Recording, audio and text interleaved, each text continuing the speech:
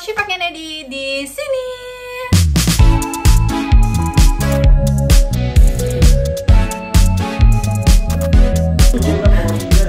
Gak jelas.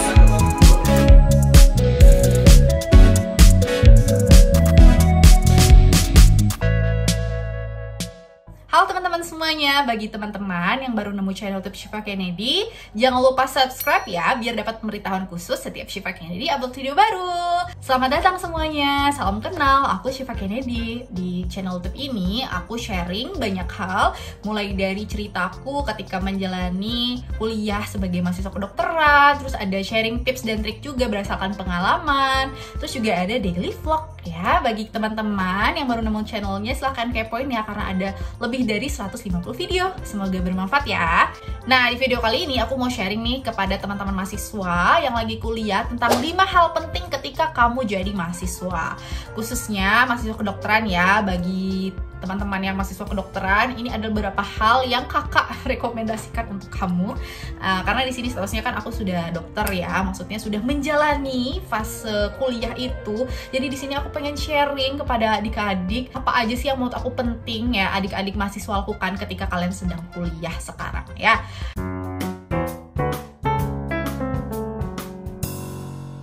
Hal penting pertama menurut aku adalah duduk di depan kalau lagi kuliah ya. Dengan kita duduk di depan, tentu perhatian kita akan penuh ke dosen kita atau ke slide ya, kalau dosen lagi ngerjain pakai slide. Terus kita akan lebih fokus karena kita agak kurang nih distraksinya. Kalau kita di belakang, otomatis kalau kita mau cerita sama teman itu gampang ya, karena lebih jauh nih dari pandangan dosen di depan ya. Terus kita akan ke distraksi juga sama teman-teman kita mungkin yang lagi ngobrol di samping kanan kiri ya, kalau kita duduk di belakang. Tapi kalau kita duduk di depan, akan lebih segan nih ke dosennya kalau kita ngomong-ngomong kan sama teman kita. Jadi kita itu dipaksa untuk fokus, baik itu ke dosennya ya kan, gimana dosen yang ngejelasin. Jadi kalau misalnya nanti kalian belajar lagi, kalian ingat tuh kemarin ekspresi ibu ini ya, dokter ini ngejelasin tuh gimana gitu kan. Jadi lebih lengket gitu pelajarannya ya.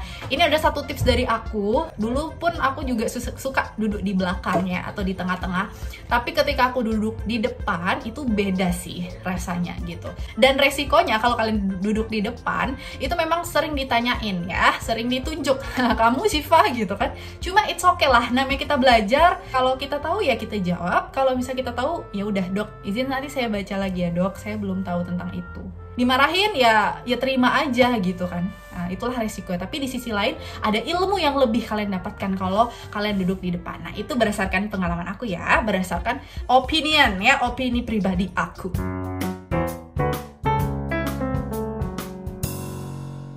Yang kedua adalah terbiasalah membahas soal yang banyak ya. Apalagi kalau kamu mahasiswa kedokteran, kamu belajar dari kasus itu lebih bagus loh. Jadi sering-sering ya bahas ratusan soal, lihat model-model soal. Jadi semakin banyak kalian ketemu soal, variasi soalnya banyak, kalian terbiasa dengan kasus, kalian itu akan lebih gampang untuk belajar. Jadi kalian itu belajar dari kasus, belajar dari soal gitu.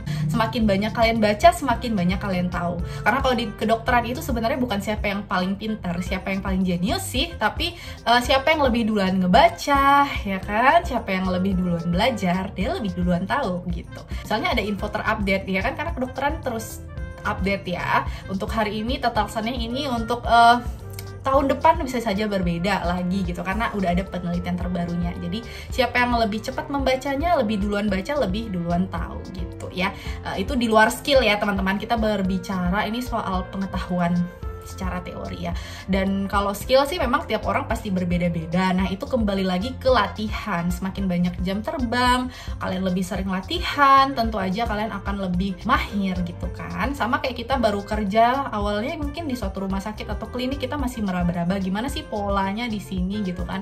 Gimana sih orang-orang di sini bekerja, gimana sih seninya di sini gitu kan. Pasti kita kan belajar. Tapi kalau kita sudah terbiasa, kita sudah bisa tahu gimana polanya, gimana yang sering berlaku di sini di tempat baru kita kerja gitu kan, kita akan lebih bisa nanti mengikuti dengan sendirinya.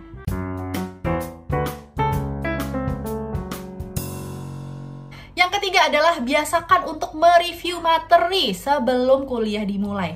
Jadi kalau aku memang terasa sih perbedaannya kalau aku itu udah ngebaca materi dari malam hari untuk besok paginya dibanding aku nggak tahu apa-apa pas ngedengerin dosen ngejelasin. Jadi misalnya kita besok mau belajar tentang tiroid, hipertiroid, hipotiroid gitu kan. Kalau malamnya kita udah review-review sendiri, kita udah nonton YouTube tentang hipertiroid itu seperti apa, gejalanya gimana, pengobatannya gimana. Jadi kalau besok dosen ngejelasin pakai slide-nya, kita tuh lebih mudeng gitu. Kita tuh lebih, oh iya ya, kayak kemarin yang aku baca nih, kayak kemarin yang aku tonton nih di YouTube gitu kan. Itu membantu kalian untuk belajar lebih cepat kalau menurut aku. Jadi ketika ditanya pun kalian nggak kosong-kosong banget karena kalian udah pelajari materi satu hari sebelumnya ya setidaknya.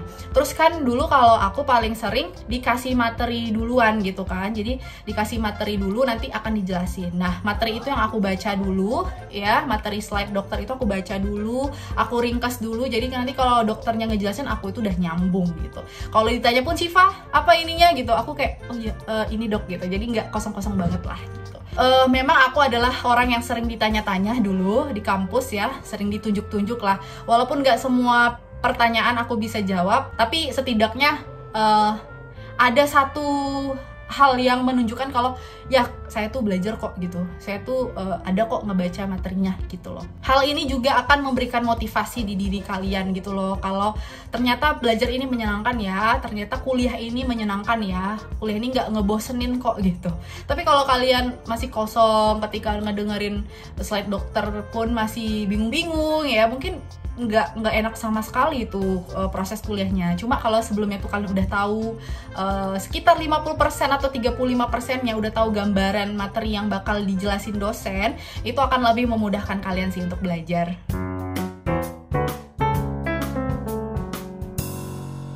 Yang keempat adalah jangan malu-malu atau jangan ragu-ragu untuk sharing sama kakak kelas. Jadi kalau bisa, kalau kalian masih anak baru atau maba, coba lihat kira-kira siapa kakak kelasnya tuh yang bisa dideketin. Dalam artian kakak kelas yang bisa diajak untuk sharing, untuk nanya-nanya. Karena sebagaimana kita tahu dia kakak kelas ya kan, sudah belajar materi itu mungkin. Jadi kita bisa tanya, Kak, kalau ini tuh biasanya yang penting-penting yang mana ya Kak? Yang penting kita tahu yang mana ya Kak? Yang cuma kita tahu superficialnya aja karena kita masih dokter umum nanti ya yang mana ya Kak gitu. Dan kalau kita belajar, anggap aja diri kita tuh gelas kosong. Walaupun kita emang udah ada isinya sedikit gitu ya, tapi kosongin gelas kita, terima ilmu dari dia gitu kan, dari kakak kelas gitu kan. Jangan malu untuk bilang, Kak, aku masih kurang ngerti Kak, boleh dijelasin lagi nggak gitu. Banyak juga tuh kakak kelas yang suka memang ngejelasin, suka bagi ilmu gitu kan. Dan aku juga dulu alhamdulillahnya ketemu kakak-kakak yang udah pinter ya kan, udah rajin, terus mau lagi nge-sharing atau ngajarin ilmunya buat adik-adiknya gitu. Dan diharapkan ketika nanti kalian punya adik kelas, kalian juga bisa memperlakukan adik kelas kalian itu seperti itu gitu kan. Kalau kalian punya ilmunya, kalian tahu, kalian ngajarin.